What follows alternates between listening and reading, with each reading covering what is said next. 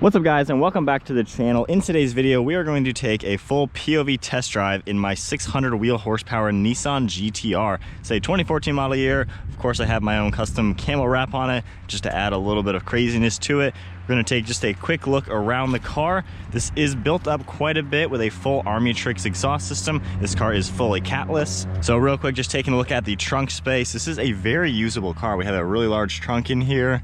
Closing that up. Along with the exhaust system, we have oversized air intakes. We have the upgraded recirculation valves, a larger intercooler. Popping the hood is a handle right there. Just a small hood latch. You can take a look at the 3.8 liter V6 engine, twin turbos. Had it on the tender, so that piece is missing for right now. But you can see the different intakes and the upper intercooler pipes as well. Also have 1000cc fuel injectors. So now to go ahead and hop on inside, the GT-R has interesting door handles. Take a little bit getting used to. This car has the premium interior, which has this red leather everywhere. Has a beautiful look to it. Very nice leather smell in the whole inside of the car as well. But you get it on the door panel as well. Very nice overall. Hopping inside, you can get a good look at everything. There's dry carbon fiber on the center here, all the climate controls, your sport mode buttons for the transmission, suspension, and traction, and then radio controls as well. The engine start stop button is right here. Car roars to life, and part of my Armytrix exhaust system, I have my remote right here. Putting this into race mode opens up the valves to be fully straight piped, and then comfort mode closes it. It's pretty much stock sounding when it is closed, so that is a really nice touch for it. You have all your controls on the steering wheel for Bluetooth and audio over on the left side, cruise control on the right side, as well as a lap timer. You have very large steering column mounted paddle shifters that are aluminum, which have a really good look to them. And then some more leather on the dash and some stitching. The gauge is right here. We have a lot of engine parameters that we can take a look at. You can scroll through many different items and really see every single thing about the engine and the whole operation of the car just to make sure everything is in check. But that is a really nice feature to have. I really like that. So we're gonna go ahead and put the car into drive. You have to push this down like a little trigger with the e-brake off. So we're going to take this for a normal drive just to talk about what it's like as a normal car, and then open up the valves, put it into the sport mode, or the race modes I should say, and really talk a little bit more about what this car is like to drive in the fun aspects. So as far as slow speed driving, that is probably the weakest point of the GT-R. The transmission is very clunky. It is a dual clutch transmission, 6-speed.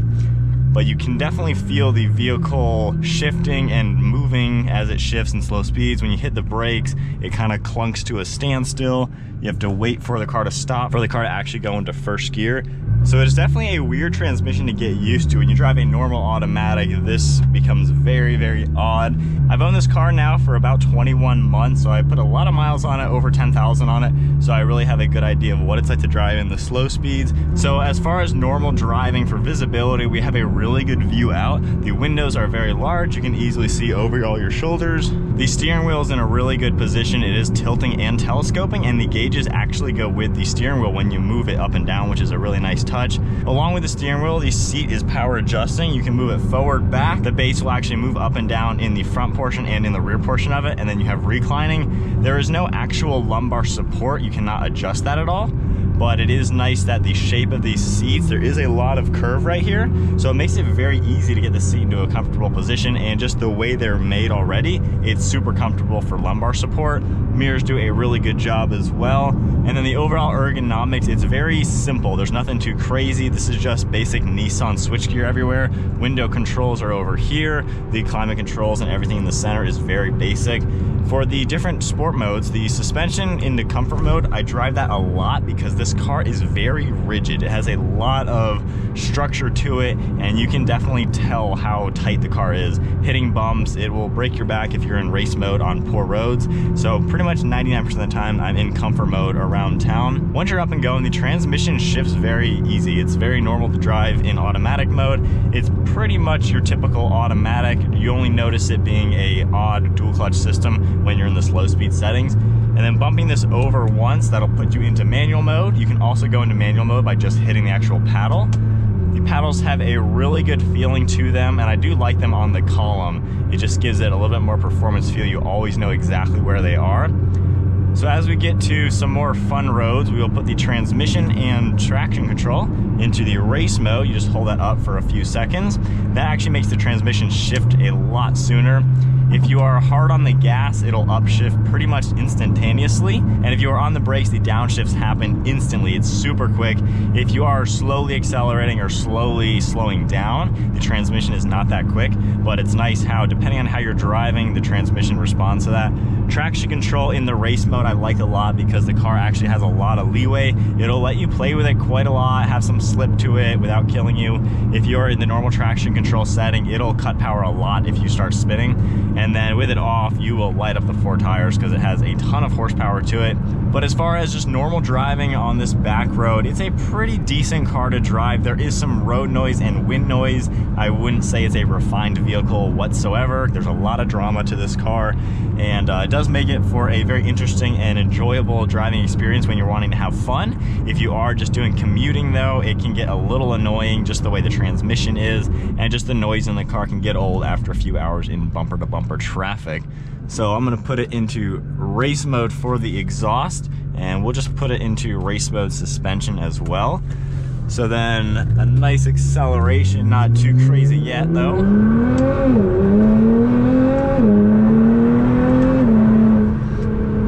The car really gets up to speed. It is a fast car. I've done a little bit of drag racing, and cars with more power than this can't even touch it, mainly because of the all-wheel drive launch. This launch is nothing to mess with. Cars with a lot more power can't really keep up with an all-wheel drive launch like this car. And being tuned, this has a lot of top end. The stock car lacked some of that top end horsepower to where it wasn't really that fast in 3rd and 4th gear. You can see just how quick those downshifts are in race mode.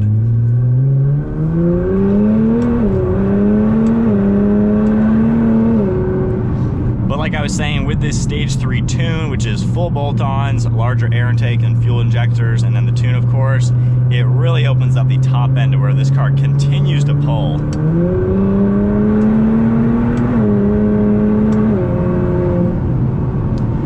As far as actual handling goes, it's not exactly a nimble car. You can tell it's got some weight to it. It handles very well though in the sense of it stays planted and it rockets you out of turns. But you can tell there's some weight to the car. The steering is pretty responsive. The car does exactly what you want it to do, and it goes wherever you're pointing it. You can just feel, sort of at the apex of the turn, you can feel the weight pushing you a little bit, and on higher speed racetrack settings, you can feel the roof weighing you down a little bit. The car can get a little top heavy feeling, but as far as performance goes, this is a car that really keeps you on your toes.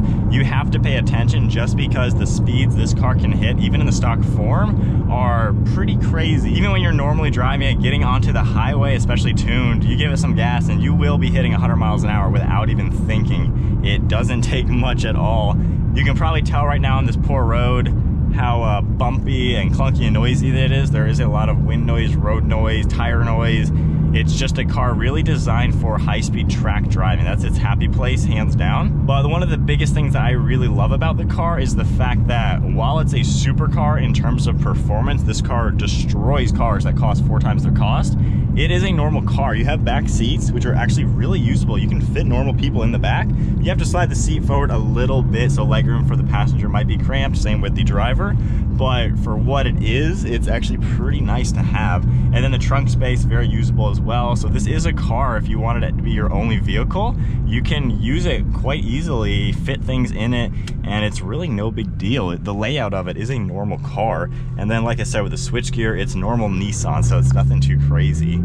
So back in automatic, I have to come to a complete stop for it to go to first gear, letting it automatically shift. Even in the normal modes all over here, it still shifts very quickly. There is a ton of power, and that's just half throttling it, nothing too crazy. As far as braking goes, the stock brake pads are really good, high performance racing pads. They squeak a lot around town, so I have a more conservative street pad in it right now. They still bite pretty well, not as aggressive as the stock ones, but for what I use it for, that is plenty good enough. Now then, as far as all the performance for it, we're gonna go back into race mode and put race mode traction and transmission and keep it in automatic, and we'll do a quick launch control. So from a complete stop, foot on the brake and foot on the gas.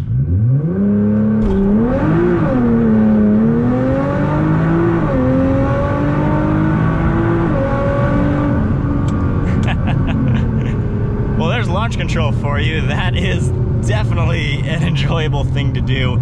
Do it in automatic, because if you are trying to do it in manual, you will end up redlining first gear and just not doing it as well as the car is going to do it. In automatic, it's going to shift the exact perfect moment to make it to where you're not going to redline first gear, bounce off the rev limiter and mess it up. But I didn't even spin too much. That is actually pretty nice. It's about 95 degrees out. All my temperatures are staying in check. We're almost at 200 for everything, so it's a little bit toasty out there. Okay, I haven't done launch control in many months. My arms are shaking a little bit. The acceleration, 0 to 60 bone stock, is about 2.7 seconds. With spinning, I'm sure I'm a little bit slower than that, even tuned, but 0 to 100 in this car, oh my gosh, that is quite enjoyable. That is really, really awesome. Okay, I gotta tone it down a little bit because I'm still shaking a little bit. That was an exhilarating acceleration. But that is the one thing you're gonna find with the GT-R. It is just a fast car.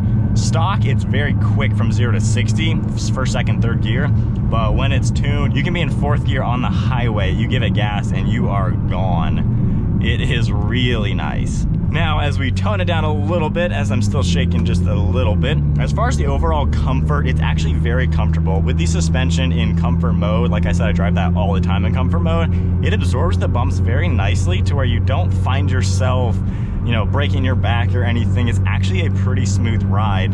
And when you aren't in bumper to bumper traffic, the transmission is good enough. You know, it shifts like an automatic. I'm in 6th gear. If I just slow down a little bit, you know, went to 5th gear very easily, I didn't feel anything. So it's pretty nice how it can be very normal. You still do have some sacrifices to get this type of performance with it. So now as we get another straight line, turn air conditioning off. Exhaust valves, I will say, as even though this is aftermarket, the Armytrix exhaust is insane. And you may have noticed in race mode, in automatic for the transmission, it is very aggressive. I'll leave it in automatic. So I'll let it do the shifting.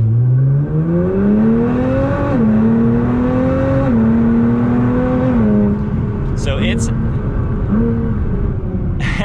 as you can see how aggressive that is. And that's not me shifting at all.